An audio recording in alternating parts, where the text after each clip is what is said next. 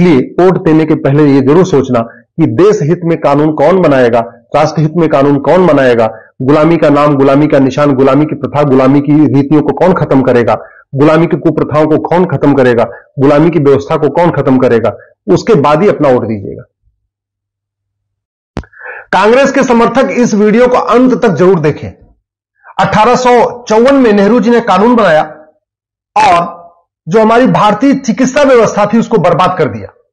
1854 का यह कानून कहता है कि जो इलाज चरक संहिता में लिखा है, सुश्रुत संहिता में लिखा है, वाग्भट संहिता में लिखा है, महर्षि पतंजलि के योग सूत्र में लिखा हुआ है, महर्षि माधवकर ने बताया है, महर्षि सारंगधर ने बताया है, आचार्य भाव प्रकाश ने बताया है, अगर उन बीमारियों का इलाज आप पब्लिकली डिक्लेयर करेंगे कि हां इन बीमारियों का इलाज हम कर सकते हैं, तो आपको अपराधी मान लिया जाएगा, आपको जेल भेज दिया जाएगा। यह नेहरू जी के द्वारा बनाया गया कानून भारत की चिकित्सा व्यवस्था को बर्बाद करने और विदेशी चिकित्सा व्यवस्था को प्रमोट करने के लिए बनाया गया था।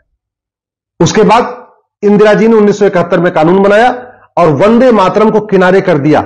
जनगण मन के लिए सारा प्रोटोकॉल बना दिया, कितने सेकंड में गाया जाएगा, क्या म्यूजिक क्या होगी, जो इंसल्ट करेगा जनगण मन का उसको 3 साल सजा होगी।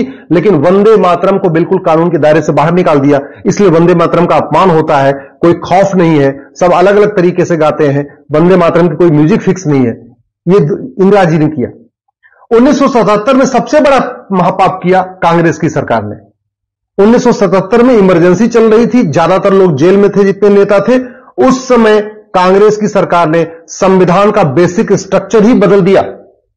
संविधान का बेसिक स्ट्रक्चर का मतलब प्रियम्बल में ही नए शब्द जोड़ दिए, सोशलिज्म और सेकुलरिज्म। यह हमारे संविधान में था नहीं, मूल संविधान में कहीं इसका जिक्र नहीं था।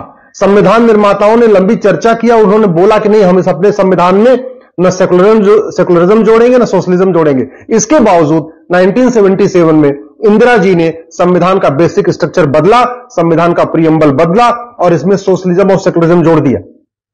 1984 में कांग्रेस को 404 सीट मिली, राजीव गांधी प्रधानमंत्री बने। 1985 में उन्होंने सिटीजनशिप एक्ट में धारा 6A जोड़ दिया और यह धारा 6A कश्मीर की आर्टिकल 35A से भी ज्यादा खतरनाक है। इस धारा 6A को जोड़ने का मुख्य उद्देश्य था बांग्लादेशी और रोहिंग्या घुसपैठियों को भारत में बसाना। यह धारा 6A को सुप्रीम कोर्ट ने चैलेंज किया है, 5 जजों की बेंच सुनवाई करने वाली है। लेकिन यह महापाप उस समय राजीव गांधी ने किया था। केवल और केवल उनका जो लक्ष्य था कि जितने बांग्लादेशी आए हुए हैं इनको असम में बसा दिया जाए, इनको सिटीजनशिप दे दिया जाए। अगले साल सुप्रीम कोर्ट का फैसला आया साहबानों के मामले में, राजीव गांधी ने उसको भी सुप्रीम कोर्ट के फैसले को दरकिनार कर दिया, बदल दिया और बाकायदा पार्लियामेंट में कानून बना दिया और सुप्रीम कोर्ट के जजमेंट को नलीफाई कर दिया। जो गुजारा भत्ता का अधिकार मिला था हमारी मुस्लिम बहन बेटियों को, उस अधिकार को उन्होंने खत्म कर दिया। पेट नहीं भरा। 1991 में फिर कांग्रेस की सरकार बनती है और 1991 में महाघटिया कानून बनाया, नाम रखा उसका पूजा स्थल कानून। यह कानून यह कहता है कि बाबर, हुमायूं, तुगलक, गजनी, गोरी के द्वारा जितने भी मठ मंदिर तोड़े गए उनको आप रिस्टोर नहीं कर सकते।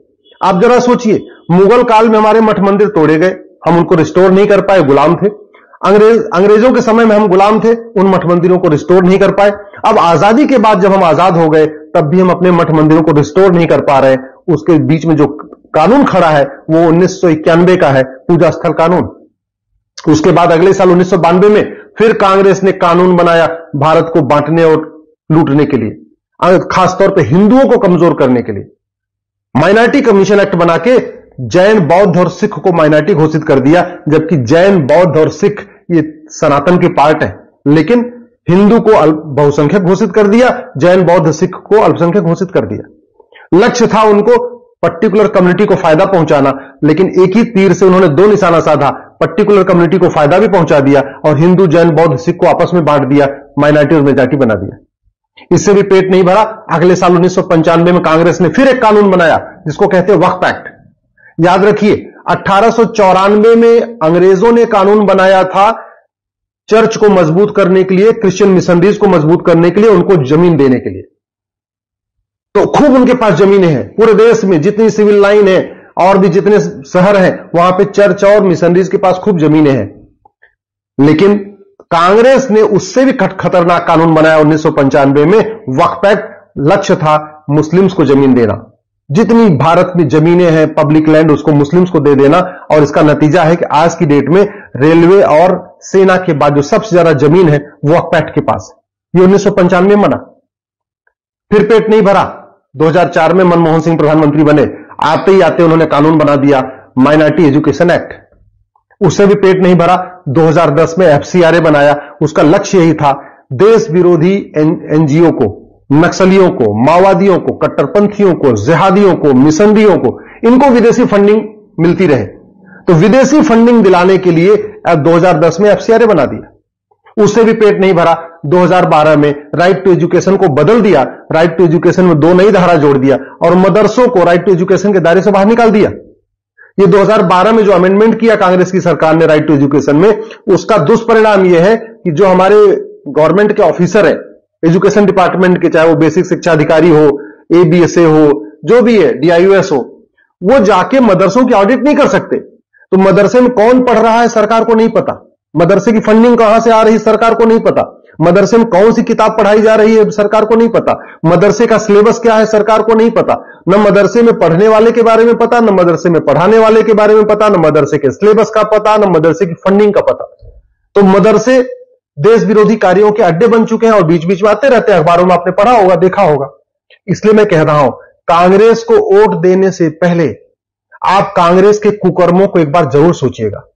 दल गुलामी छोड़िए, नेताओं की गुलामी छोड़िए, ये देश बचेगा, भारत की संस्कृति बचेगी, आपके बच्चे बचेंगे। ये नेता, इनको सत्ता चाहिए, आएंगे जाएंगे। और उससे बड़ी बात यह, देश आजाद हुआ, नेहरू जी का स्पष्ट बहुमत मिला, उस समय विपक्ष था ही नहीं।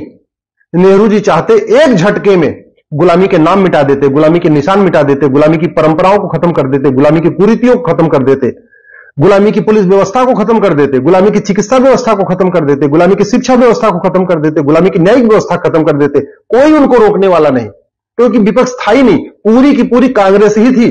लोकसभा में भी पूरी कांग्रेस, राज्यसभा में भी पूरी कांग्रेस। नेहरू जी जो चाहते वो कर लेते, लेकिन उन्होंने एक भी पर्सनल लॉ खत्म नहीं किया, न पारसी मैरिज एक्ट खत्म किया, न क्रिश्चियन मैरिज एक्ट खत्म किया, न शरीयत एक्ट खत्म किया, न यूनिफॉर्म सिविल कोड लागू किया। नेहरू जी ने 1860 का इंडियन पिनल कोड जो अंग्रेजों ने बनाया था उसको बदलने का कोई प्रयास नहीं किया। 1861 का जो पुलिस एक्ट है उसको बदलने का कोई प्रयास नहीं किया।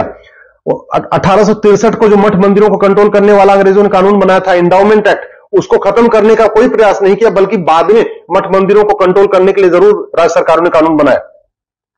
1872 का जो एविडेंस एक्ट है महाघटिया है, इसीलिए जो दोषी है वो बेल पे है और निर्दोष जेल में है। लेकिन 1872 के एविडेंस एक्ट को बदलने का कांग्रेस ने कोई प्रयास नहीं किया। 1872 में अंग्रेजों ने कानून बनाया था बंगाल फ्रंटियर एक्ट, और नागालैंड में वो आज भी चल रहा है। इसलिए अगर नागालैंड में आप जाइए तो आपको परमिट लेना पड़ता है।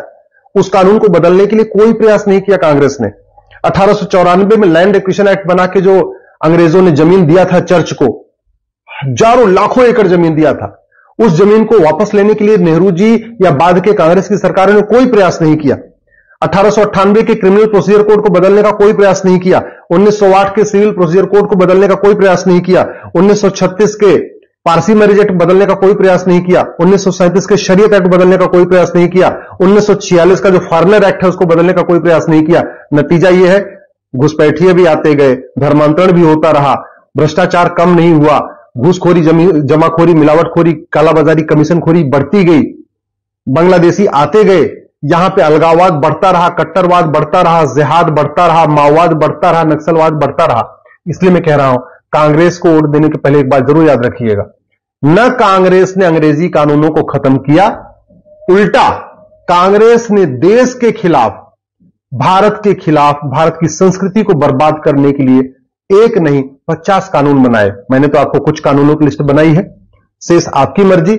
आपको फिर भी कांग्रेस अच्छी लगती है, आप वोट दीजिए। लेकिन एक बात याद रखिएगा, आज के नेता 25 साल के बाद आपके बच्चों को बचाने नहीं आएंगे। ये जो आज नेता घूम रहे हैं, जो पार्टियां घूम रही हैं, ये 25 साल के बाद कहीं आपको दिखाई नहीं पड़ेगा, आपके बच्चों को बचाने नहीं आएंगी। 25 साल के बाद अगर आपके बच्चों को बचाएगा तो आज का अच्छा कानून बचाएगा। इसलिए वोट देने के पहले ये जरूर सोचना कि देश हित में कानून कौन बनाएगा, राष्ट्र हित में कानून कौन बनाएगा, गुलामी का नाम, गुलामी का निशान, गुलामी की प्रथा, गुलामी की रीतियों को कौन खत्म करेगा, गुलामी की कुप्रथाओं को कौन खत्म करेगा, गुलामी की व्यवस्था को कौन खत्म करेगा, उसके बाद ही अपना वोट दीजिएगा।